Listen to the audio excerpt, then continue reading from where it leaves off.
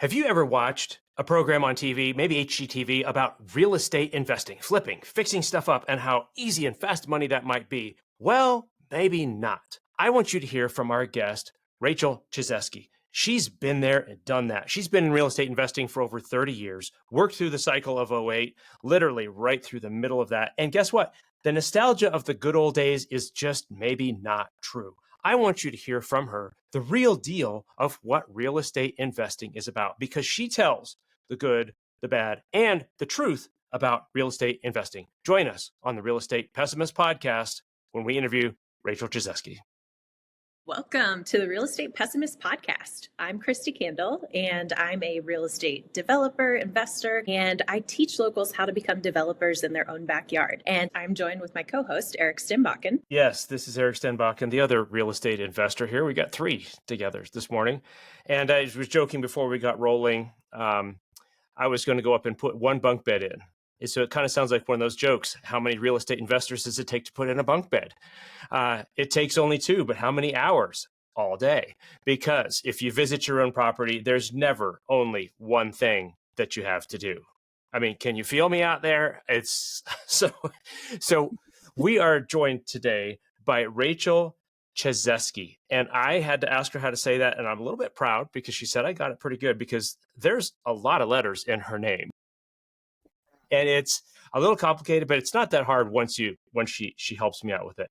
Rachel's been investing in real estate for over 30 years, and that is a big deal. It's very relevant to us here with the Real Estate Pessimist Podcast, because a lot of folks are what I heard a term called nuru. They're gurus who are brand new. The paint has not even dried on them, and they are ready to tell you how everything is supposed to be done. But if you've ever looked at how real estate works, it's kind of like a sine wave, it kind of goes up and down. We call those cycles. And Rachel's been through that. She has been through a lot of different things, and we are super excited to work with her. She's an investor. She's worked with, as I understand it, mortgages, is been flipping and building, and most recently education involving all of those things. So Rachel, thank you so much for joining us on the podcast. Yes, I'm super excited to be here. I love what you guys are doing. I think it's needed, and I am super appreciative for you guys for starting it. So awesome. Well, I heard that you like horses and yoga, and I have to ask, is there such a thing as horse yoga? Not that I'm aware of, although I do feel like that would be a wonderful combination. I know that they have yoga with baby goats, which to me seems a little gross. But okay, you're going to have to unpack that just a little bit. Like, what the heck is going on with that? The goats are just like free roaming. I personally have never done it, but yes, I am. Yes. I've seen it with some puppies. Friends do it out in Southern California. With puppies, yes. Yeah, puppies, goats. Yeah, they run around and just like get in your face and like make it hard, but it's super cute. And because I had an assistant who did, I like stand-up paddleboarding, and she was into yoga, and she did yoga stand-up paddleboarding. I'm like, I'm pretty sure there's two things involved with that it's not going to go very well for me. They have that, actually. We live close to a lake, and they do it here. And I've never done it either. I'm a little nervous. It looks really, really difficult. So I bet if you can handle a horse, you can handle stand-up paddleboarding. I'm just imagining doing yoga on top of a horse, like trying to do some of that would be even crazier than on the wall.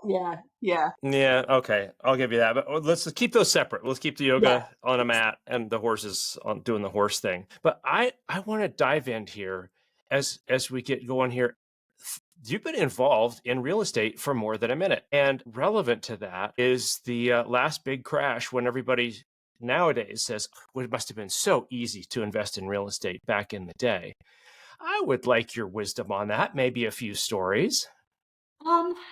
So as you mentioned, I've been through several cycles. The first cycle I was involved in was when I was doing title. And so I was starting to be interested in investing. So I kind of saw what was happening, but really was not investing quite then. And so I did not have any repercussions for when that happened, but my husband and I were actively investing in 2008 when the economy crashed. We also had, my husband was a superintendent for a national builder and was one of the first people to be let go I had a new construction related business that was entirely predicated off of job sites. And so within the course of, I would say, a 2-week period, he lost his job. We lost our insurance. I lost the business.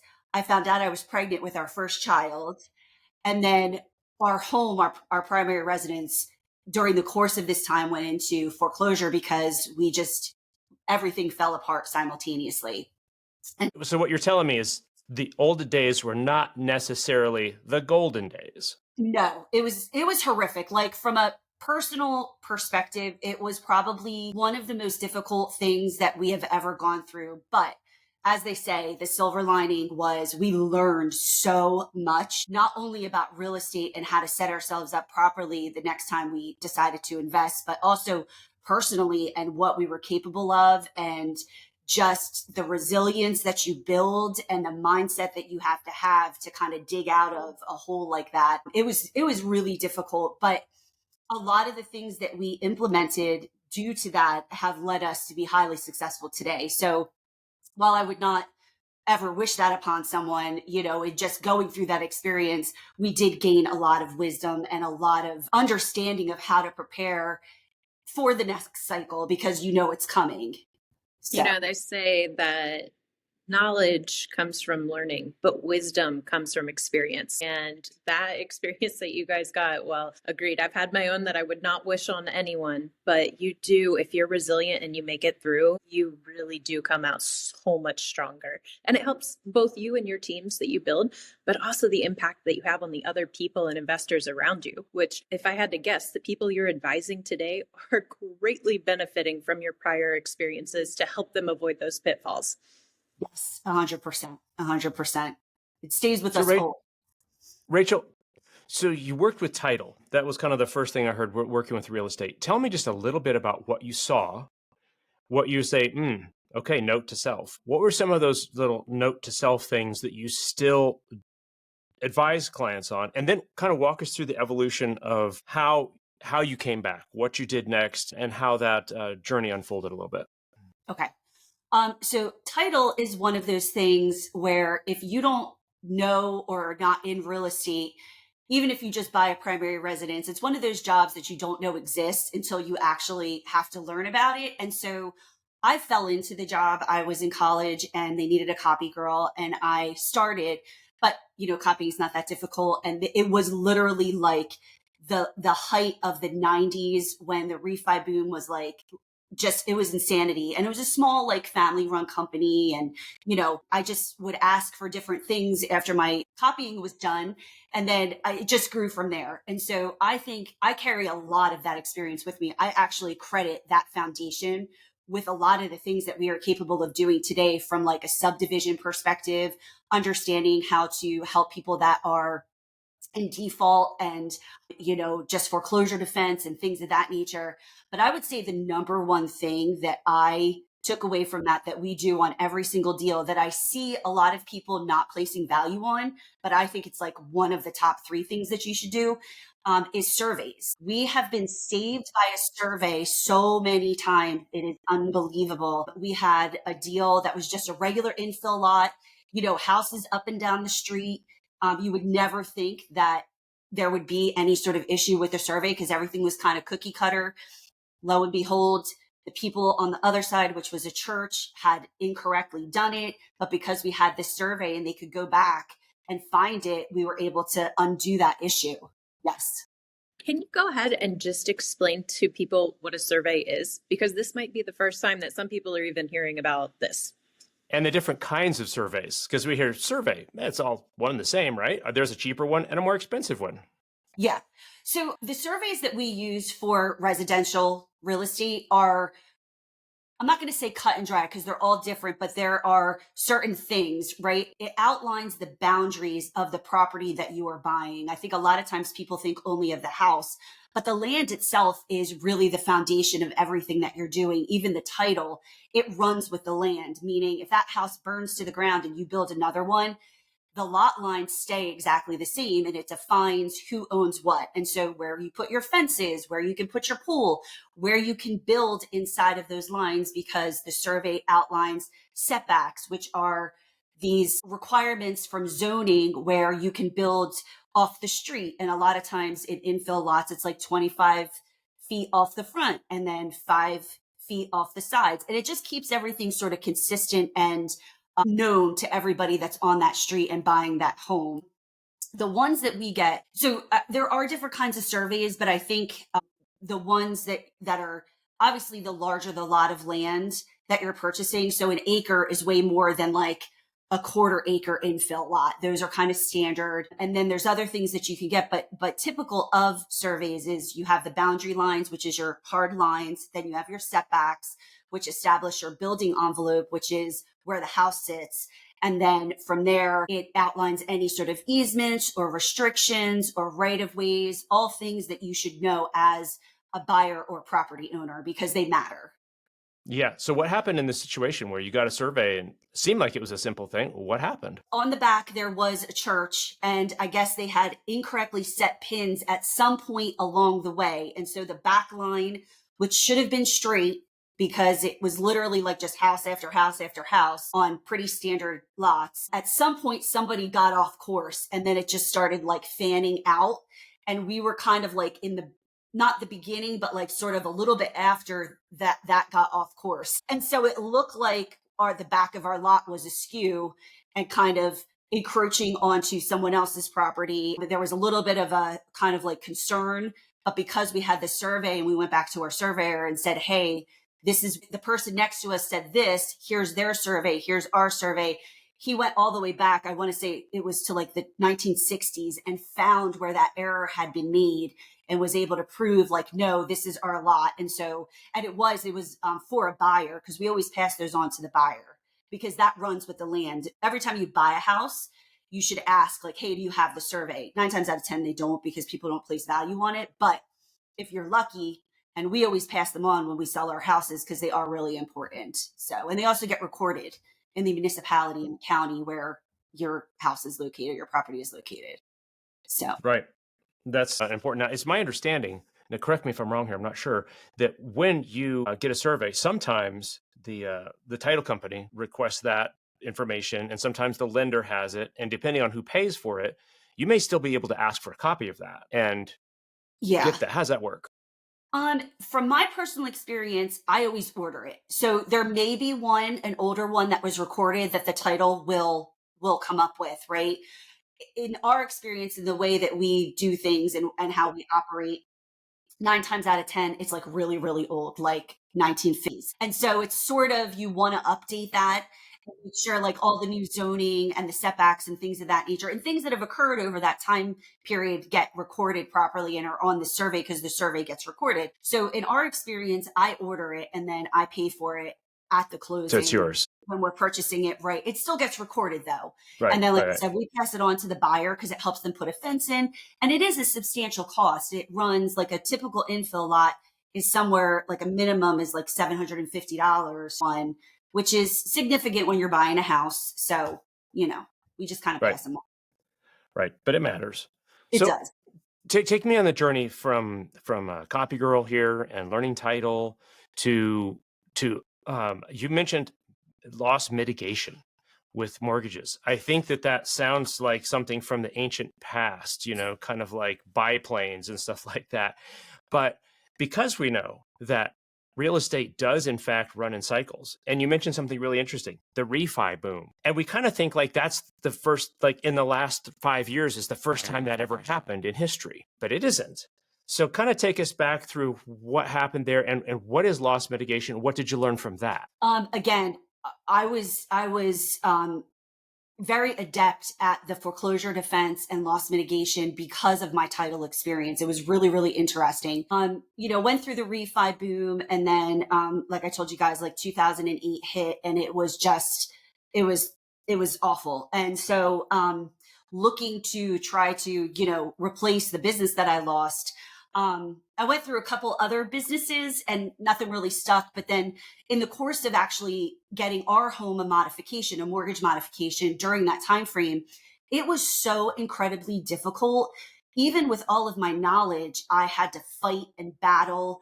And I had to actually write to the SEC and get our REIT that our mortgage was held in. I had to read it It took me a year, but finally, after I got that REIT and read it and read what the consequences were, like what the resolutions were for people who defaulted, I went back to the bank, and it was a national lender, like not like a small bank or anything. And I was like, you guys have to give me this modification. I have my REIT.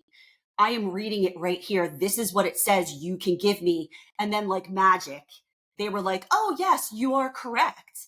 And I was like, I literally have been in foreclosure for a year. I had stopped probably 4 or 5 separate foreclosure dates where they were like going to take our house. And so I was like, with all of my experience, and I had that much difficulty, I bet you other people are having a lot of difficulty. And it was everywhere, like all over the news and stuff like that. So I ended up starting like an outsourced paralegal company where that was all I did for attorneys. And so they would hire me, and I had crafted this this spreadsheet that told me pretty quickly whether or not someone was eligible, because there was all of these rules around it. So I just started like digging into like Fannie Mae, Freddie Mac, FHA, and like all the information was there. It was just buried in like all the red tape of everything. And then battling the banks was super difficult because they specifically went out and hired people that were uneducated. It was like a whole big thing. Like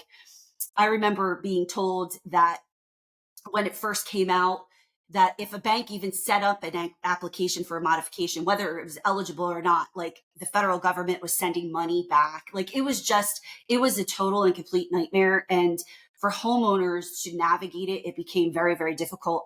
But when you were working for an attorney and had knowledge, they actually had special departments. They were like the executive office, and you got to people who actually knew what they were doing. So very quickly, we became very competent and adept at getting resolutions. And I think all told, we ended up helping over 200 people save their house or gracefully exit it without having a foreclosure, and doing like a deed in lieu or something of that nature, and kind of like navigating that piece of it. But it was really awful. The It was awful. entrepreneur inside of me loves everything about I hate the fact that you had to deal with it, but I love everything about your story. You just went, okay, well, I wasn't going to take no for an answer. So I kept digging and I was persistent. And then I went, after I saved my place, now how do I help others, and how do I create a business while doing it and become incredibly valuable to these attorneys? And I absolutely also like fighting injustice and giant institutions like banks and lenders. Yeah. So I'm a big fan. Awesome. I love that. It was not a fun time, I'll be honest. No. But it was. I learned so much. So Rachel, stepping back, looking back at that time, not necessarily just your business, but just the whole cycle of real estate that's happening right then, without getting into the technical details of things, what lessons did you learn, and maybe some cautionary advice for us and our listeners as you look back on that and say, you know what, as an investor today, right now, these are some lessons that I carry forward, and maybe others are charging forward in this other area, and I'm just a little bit more cautious, and here's why. What did you see big picture that informs what you do today? I think the largest lesson was prior to the recession, we were fix and flip, kind of mid to higher level homes. And we got caught and lost literally everything, like monetarily, lost the houses. Like I had to show up to closing with a check to get rid of the last house. That's how bad it was. And prior to that, things were very good. The market was very hot. Like you really could not make a mistake. Pretty much like what happened during COVID, right? Like you had to try really hard to fail during COVID, right? But what we learned from that experience back in 2008 is exit strategy is incredibly important. And so what we did when we got back into it was, number one, we concentrated on rentals as well as spec houses and flips. And so what that did for us was allow us to build a base. And we specifically do for our rentals forced equity. So we buy literally like abandoned, condemned homes, and we bring them back up, and then that forces the equity. And then the way that we do it, you can do it multiple different ways. It's a version of BRRRR, the buy, that whole model. But what we do is we only take out whatever cash we have in it, and we do not extend that leverage. We sit on it until it seasons and the equity is built. And then when the market is correct and the rates are where they need to be for us, then we pull the equity out and redeploy it. And so we did that, and it worked really, really well. And it's allowed us to accrue an insane amount of cash reserves that allows us to then go and buy land for our spec houses. So one feeds the other. But the primary lesson that we got out of that was when we build our spec houses, we changed from doing higher end flips to workforce housing, basically. And so those numbers very easily lend themselves to a really good exit strategy where you can refinance, get all of your cash out, generally most of the time, and then still be able to either break even or cash flow after you've refinanced to put a tenant in it. And so that's like the entire model that we've built our success off of. So, Okay, well, I think that's like our next 7 shows is unpacking that because if you were listening carefully, there's a lot that just happened in what she said. And a lot of that is not in the same lane that a lot of real estate advice you're getting, which is leverage to the max. Just take it all out, burn as fast as you can. You make your money on the buy. Don't worry about the others. She's talking about work and adding equity and patience and cash reserves and shifting your market, maybe not demographic, but at least maybe not even asset class, but just kind of your space in the asset class. All of these things that she's talking about are not by accident, right? She went through this and saw these things happen. I'm not even really sure where to start in all of that. We'll go back over some of these things and we'll unpack some of these. But I want you to contrast for me what sounds like a lot of thought and a lot of care and a lot of diligence versus HGTV. It's like, hey, wow, I just buy a place. We'll put on some, what is it? What's the gray? Come on here. agreeable gray. Agreeable. There we go. Every investor should have known that. I would have missed the buzzer if I was on the game show. Agreeable gray, but we all know the answer. That's in most of my rentals. Yeah. Right. Okay. So how is what you did and actually experienced, or maybe just put it this way, how is what you might see on TV, reality TV, let's just put that in super big air quotes in case you can't watch me. How is what you see maybe on Instagram or HGTV, maybe not reality? Where are some of those things that you know that entertainment parts ways with reality? Well, I think first, let me say that I think that there is a level of accountability that shows have, right? Because a lot of people watch these shows and because they are sometimes filmed out of order, or there are things that are created for the drama perspective of it, that I think if you're not in this world and you're not actively doing it, you miss very, very quickly, right?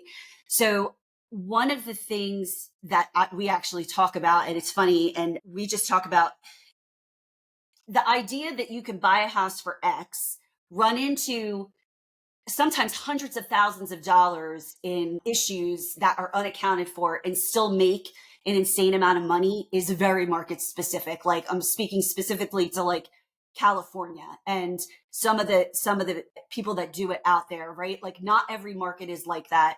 Sometimes your margins are so tight that even one small issue blows you out of the water. So I think one of the things that we kind of learned, and I watch HGTV, like I love it. They are to me what people watch. And so like when we build our spec houses and things of that nature, we're looking to the people that are on those shows because they're basically setting the tone nationally from a aesthetic perspective, right? And it affects a lot of things. Like one of the things that I was thinking about the other day is because construction and home buying and all the things that encompasses accounts for a pretty large percentage of our like national GDP. Because you think about the furniture, you think about the paint, you think about the appliances, you think about, it's not just labor and materials to build that house, it's everything that goes into that house. So I think they have a place, but the level of accountability I think should be slightly higher, because I do think a lot of people really base decisions off of, I think I can do that. Look how easy it was. In reality, it's not that easy. And there's way more strategy that is behind being successful in this realm, regardless of what area you're in or what price point or what have you. There is just a way more that strategy that goes into it to be successful. And honestly, if you're doing real estate investing correctly, it should be incredibly boring, which is not good for TV. So then they put these shows on there that don't match reality at all. And they jade the perspective some. Yeah, and I've worked in media creation for years, and this isn't to throw shade at these programs. Okay, it's not. We're not dogging on HGTV. That's not what it's about. It's just to simply say, be aware that when you're watching what is put forward to you as a documentary, as reality TV, is in fact entertainment. Okay, this is They want your eyeballs on that TV set because when your eyeballs are on that set, you're also watching the ads. And that's how they make their money. This isn't cynicism. This is just reality. And if they can get you stayed on it, because maybe there's a little bit of drama. It's like, oh no, we didn't know that this was going to be, we took out the wall. And it's like, I hate to break it to you, but they probably knew that before the cameras ever rolled. And there's a director who comes in and says, all right, we're going to knock this part of the wall out. You got to be super surprised. Right. So they'll show a shot of the wall coming down and then it's like, oh, then they get the shot of them. And I've worked with directors. I was behind the camera a lot of times. Right. And the director's like, no. Like, no, we need like more like, okay, so we're going to film that again. And you go back and you shoot it again. Yeah. And my point is that when we're watching these things, it's just like Rachel said, this sets the tone. This sets expectations. This sets the things that are like, well, that's how they did it. I should probably do this. But we're not seeing that this is a big, important word, edited. Okay. Whether it's Instagram feed or whether it's YouTube stuff or it's HGTV or whatever, it is edited. It is the part that people want you to see. And if the part, like Christy said, is boring, that's boring. You're not going to stay and watch that show when it's like, oh, we're going to show up and paint again. Yeah. It's because that's just boring. And your eyeballs will wander off of that onto something else and they lose ad revenue. Okay. Again, this isn't cynicism. This is just the way things work. It's entertainment. And so if you're watching entertainment and you think it's education, you might wonder why your life, your investing, your renovation didn't go the way the entertainment did. It's because you don't get to edit out the boring parts. I mean, yesterday, it would have been so boring to have a show of me picking up those little tiny balls of styrofoam off the carpet because we unpacked the bed and the styrofoam thing went all over the place, right? Boring, but I can't leave that on the floor, so I got to do it. And there's a lot of things like that in real estate that are boring, but you got to do it. It's part of what you do. Now, Rachel, you talked about a little deal called the Flint Flop, where kind of half of the house turned out not like you expected. Why don't you tell us just a bit? That's all I know about it, folks. But it sounded intriguing. Tell me a little bit more about the Flint Flop. Yeah. And this is sort of a stereotypical situation for us because of the type of homes that we do, right? Like we get condemned houses, we get things that really technically probably should be torn down, but then we renovate them. But this house in particular, we actually had an inspection. And so we were not prepared fully for what happened, but this was going to be a fix and flip and just a slight reworking of the interior to make it a little bit more open. It was an older home, like an older mill home where we work in a lot. And so we started ripping all the drywall off and gutting it down to the studs. And lo and behold, literally the entire left side of the house was so water damaged and termite ridden that there was literally nothing salvageable. So the whole half of the house had to come off and we had to rebuild it. But we took that opportunity and then we decided, okay, this is going to be a huge hit. How do we move through this? And so we were like, all right, we're going to do an addition. So we did a master suite addition, whereas before it was like not set up quite as nicely. And so we took that opportunity and reworked everything, made like a little entrance hall. And this is like a 1,500 square foot house. So we're not talking about a large house. So the numbers worked at that time. This is pre-COVID. And so we ended up, doing that, building a nice bathroom, a nice closet, an ensuite, and along with that left side of the house. And we ended up doing okay. We made a little bit of money, not as much as we had projected, obviously, but a question before you talk about how it ended. When you discovered that in the wall, I mean, what were the conversations? Was that complete panic and freak out? Was that like, how did you then approach, what were the next steps to figure out the best way to solve the problem? So normally the way that works is after I lose my mind for about 30 seconds and like every, bad word comes out of my mouth and my husband's like, it's going to be okay. He's the calm one. He's always the voice of reason and rationality where I'm off in the corner, like, Are you kidding me? Why? So after I lose my mind for about 30 seconds, yes, we immediately jump into like, all right, what are we going to do? How do we problem solve? Which to me is the number one skill that you need when you are real estate investing is problem solving, because that's all you do. And sometimes when people ask me what I do, that's what I tell them I do. I problem solve all day long, because it is just an integral part of being successful and getting it done. You cannot, like, I think, and we see this, there's a town adjacent to ours where I think a lot of people have gone in and thought, oh, the prices of the fixer uppers are decent. They're not over the top, excluding a lot of people. And what's happening is they're stripping them and then they're putting them back on the market, like completely stripped inside and out, because they run into these issues and they don't know what to do. And so you're losing money in that scenario, like 100%. You're not making money. You're most likely losing tens of thousands of dollars. So for us, that's not really an option, right? Like we have to figure out a path forward. And so we immediately start thinking like, okay, what is it going to cost to fix this? And what does that look like? What does it do for our exit strategy, our projected numbers, et cetera?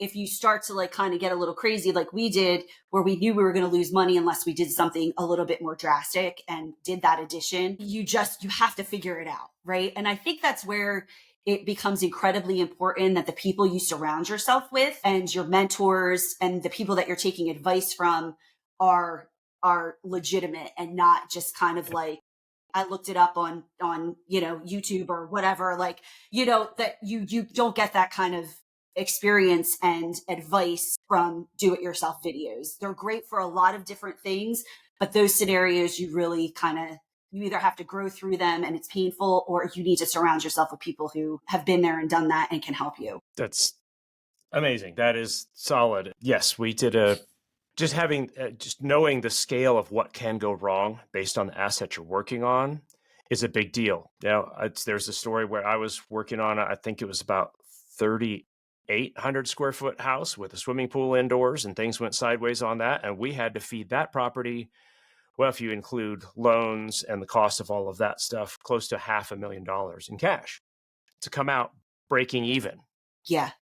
But it's that what you're saying here, and I think this is so important, it's so on point, is our job is basically perpetual loss mitigation. It's problem solving. Yes.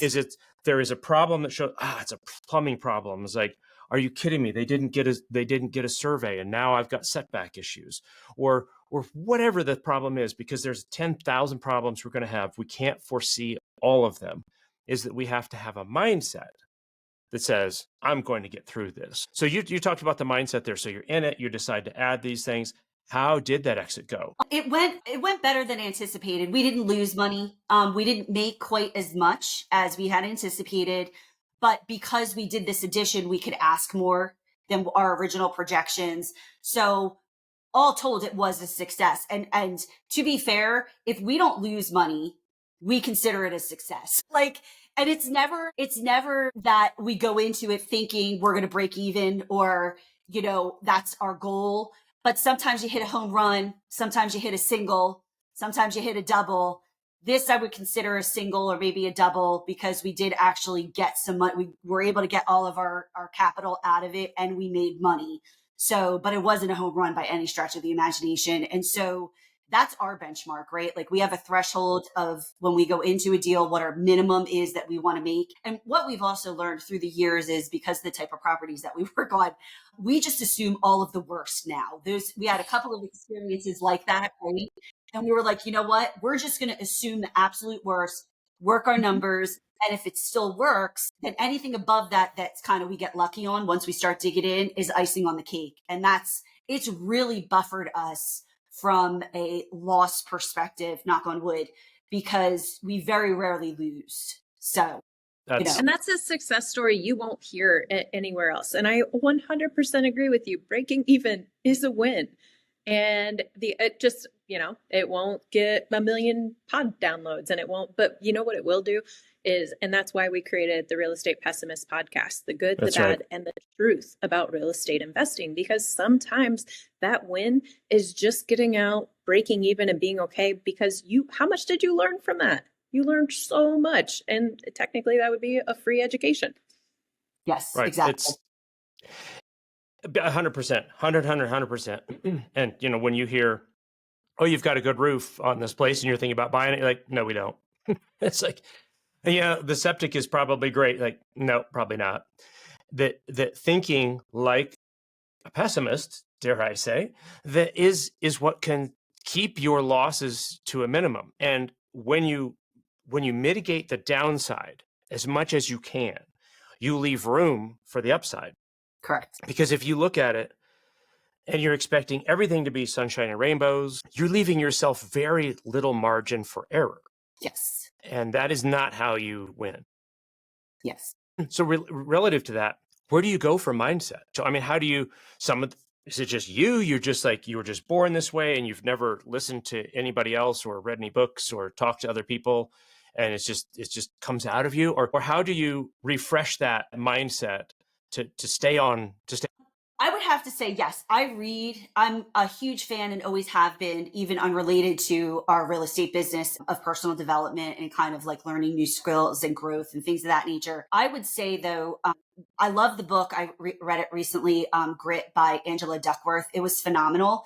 And it dives into the science behind why people who are like super successful are successful and what that translates down into and the things that they do differently that other people do not do that don't achieve that same level of success. And I'm talking about like NBA players and like, but it's a common core thing that she talks about.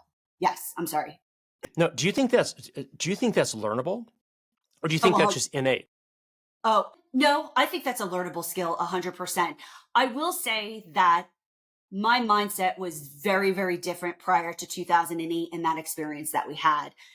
I had a 9-to-5 job. We were doing it on the side, like for fun money and travel. And so it was a totally different, and I had never personally experienced loss at that level, right? Like I had made good money since I came out of high school. And because I was during that refi boom, I was working like 80, 90 hours a week. So I really didn't understand money and what money really was until we went through that experience in 2008. I very quickly learned just what we were capable of with that persistence and the resilience. And because you don't have a choice. I mean, like, I guess ultimately you do have a choice, but you really don't have a choice because you have to keep going.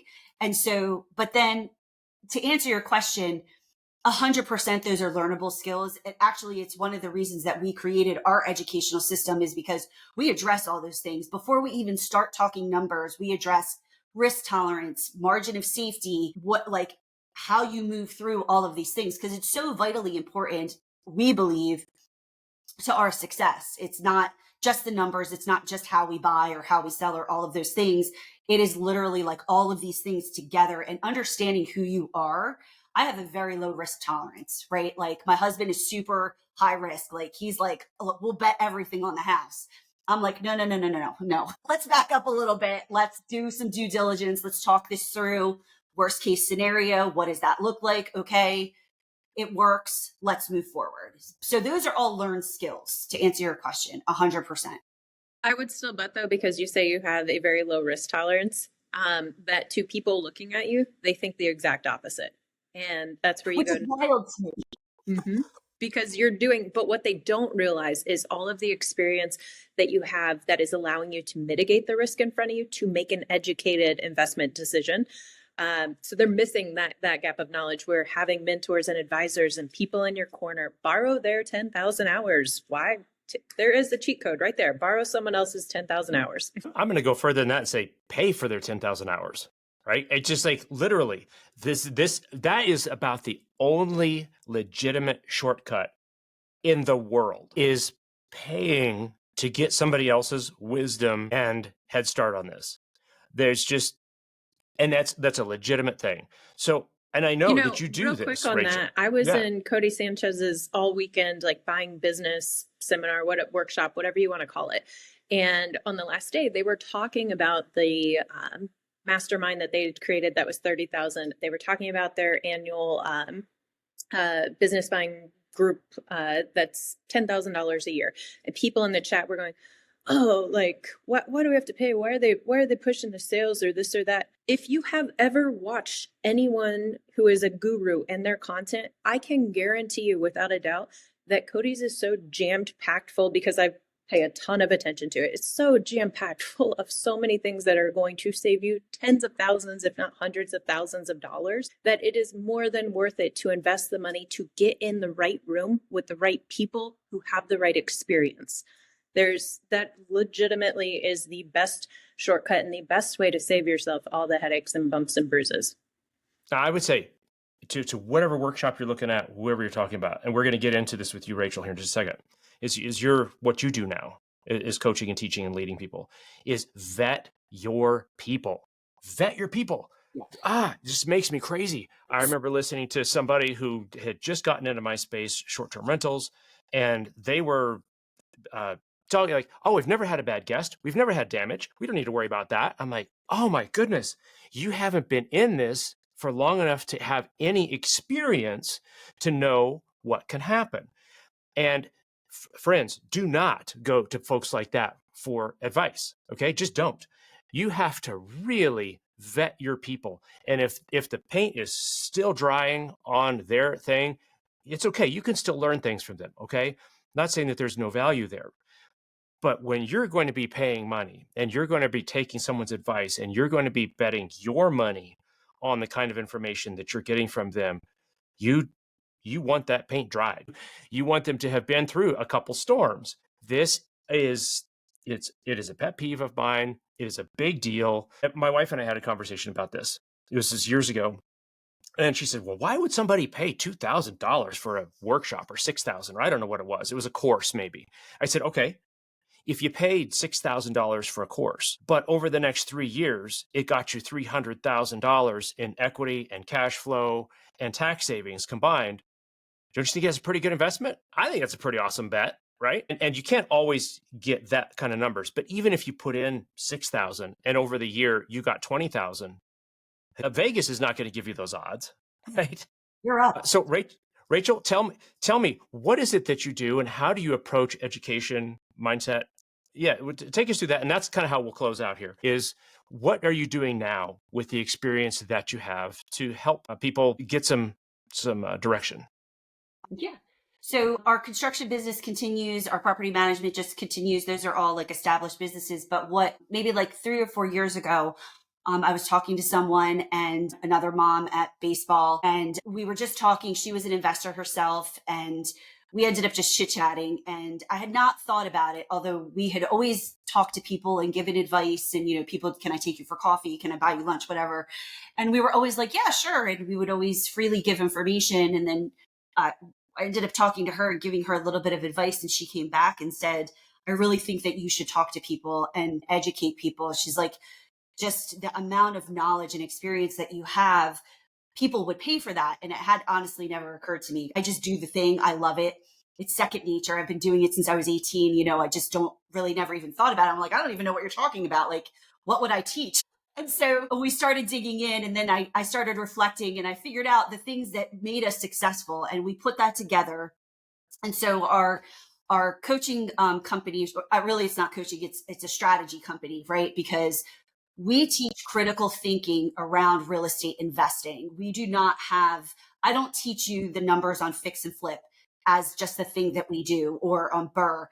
I teach people to understand how to look at and identify opportunity so that you can create it yourself. Because a lot of what has happened as a result of what we were talking about earlier, right? Like, this has become a national pastime, real estate investing. It is hands down, rightly so, right? Like, you can become incredibly wealthy doing real estate investing, and a lot of people do it. But, you're then competing. Like, if you're only concentrating on fix and flip, you're also competing against like 15 other people that are only doing fix and flip. So what we realized was really the thing that made us successful was understanding why we got into real estate investing, because we created a life that we wanted. My husband and I work together every single day. We love it. Our kids are involved in our business and hopefully will join us one day. And we make an actual impact on people's lives, because when we went into the workforce housing, we actually help people create generational wealth. And it's super gratifying. And so in just reflecting all that, what it came down to was just that piece of understanding opportunity and what that looks like. And how do you take that and maximize that opportunity and execute on it? And so that is what we teach. We start with the literal thing that we start with, and some people are like, I don't really know why you're asking me this, but if you don't understand why you're getting into real estate investing and you end up in a house where half the house is falling down, you literally will be sitting in the corner crying and not know what to do. And that force, that understanding of I am here because I want X is the thing that drives people forward and gets you through the difficult time. And that speaks to mindset. So we do all of those things. Before we even ever talk about numbers, we spend weeks kind of diving into why are you doing this? Where is your expertise? What team do we need to build around you? Because these are your strengths, but these are your weaknesses. Like, I'm not good at everything. My husband is my counterbalance on the construction and property management side. My business partner is my counterbalance on the strategy company. Like, you just have to figure it out. And when you have that foundation and that groundwork, you are so much more likely to be successful out of the gate than if you're just like shooting from the hip and getting your information from, TV or Instagram. So that's what we do. Awesome. Critical thinking. When you're saying this, Rachel, I'm thinking wax on, wax off. Like, why am I doing this? It's because this is the real foundation. Because when it gets sucky, when it's sunshine, everyone's a genius, right? When the tide's going up, everyone's a genius. But it's when the tide's going out, it's when the storm starts coming that we find out it's like, well, why am I doing this? If it's for a quick buck, man, that's where you see those houses that are abandoned. They got started and they're halfway done. Rachel, how do people find you and find out more about what you're talking about? Well, they can go to our website, Intentional Property Advisors. My email is on there, and they can contact us directly. We are also on Instagram and Facebook under the same Intentional Property Advisors, and we would love to hear from anybody. We meet people where they are. So our clientele range anywhere from someone who literally has never bought a house before. We had a client who's one of my favorite clients. He was 25 years old. His brother was like, we're going to be real estate developers. And he was like, he's in IT. He's like, no, I'm not. And then he met me on an IT program that he helped us build our website and our quiz, our personality quiz that we created for investors. And he came to me and said, I want to invest in real estate. Will you help me? 3 months later, had his first house hacks, him and his brother.